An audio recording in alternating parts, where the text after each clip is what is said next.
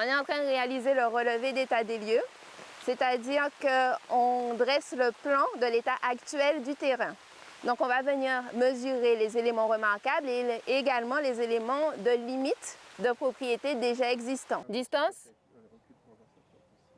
33,99. OK. OK, on est bon. Point double, c'est bon? Par là-bas? Entre cette station-là et la station 4, c'était bon? Ouais. Là, on est sur un terrain agricole. Sur un terrain agricole, les éléments remarquables, ça va être les arbres fruitiers, des manguiers s'ils sont déjà âgés ou s'ils sont utilisés par la famille comme point de repère, des marches, des angles ou des piliers qui sont déjà existants, des bornes si elles avaient déjà été posées au préalable. Par exemple, derrière vous, vous pouvez voir un pilier en béton qui permet de marquer la propriété et de matérialiser la limite de propriété entre deux voisins, entre deux fonds. Alors malheureusement, il n'y a pas de durée type. Pourquoi? Parce que chaque dossier va être différent selon le niveau de difficulté du dossier. Par exemple, si on intervient sur une parcelle sur laquelle il y a déjà eu des interventions de géomètres assez récemment, avec des plans assez précis et un ensemble de voisins d'accord, la mission de bornage peut être très rapide, peut durer entre 1 mois et 2 mois, le temps de réaliser le plan d'état des lieux, de venir sur le terrain, de garantir les limites en présence des parties. A contrario, si on est sur un terrain sur lequel on a déjà premièrement du mal à retrouver des éléments d'archives, deuxièmement des conflits entre les voisins, là on peut être sur une mission beaucoup plus longue et parfois on peut aussi aboutir à un PV de carence. C'est-à-dire que c'est un document qui va dresser l'ensemble des opérations réalisées, mais qui va signifier qu'on n'a pas pu aboutir à la pose des bornes, qu'on n'a pas pu aboutir à la mission de bornage parce qu'il peut y avoir des accords ou absence des riverains, etc.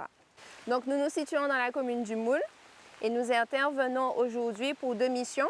La mission du bornage périmétrique qui va permettre de garantir les limites périmétriques du terrain et la deuxième mission, un projet de division qui va permettre de diviser les parcelles actuelles en de nouvelles parcelles. Donc, lorsqu'on ne réalise pas de bornage, l'incidence, c'est qu'on ne peut pas connaître ces limites de propriété.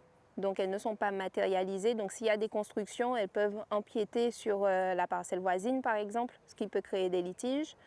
Ou si on construit un mur ou une clôture, il est préférable de savoir où le réaliser et donc de passer par une mission de bornage pour être certain de sa limite.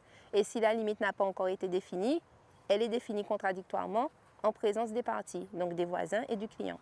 Est-ce que je te demandais si je pourrais rappeler une ou deux depuis qui étaient entre. Ah non, ce ne sera pas Ça sert à rien nécessaire. parce qu'on n'a pas visé la 5 depuis la 3. Non, ça ne sert pas à rien parce que si on veut calculer la 3 depuis la 5, à partir de la 5, on peut se regarder sur les 2 points doubles entre la 3 et la 5, par exemple. Mais ce n'est pas nécessaire dans notre cas. Et tu peux mesurer la 3, ça nous fera un contrôle supplémentaire des 2 points doubles que tu as fait. Suite au relevé effectué sur le terrain, une fois arrivé au bureau, on procède au calcul.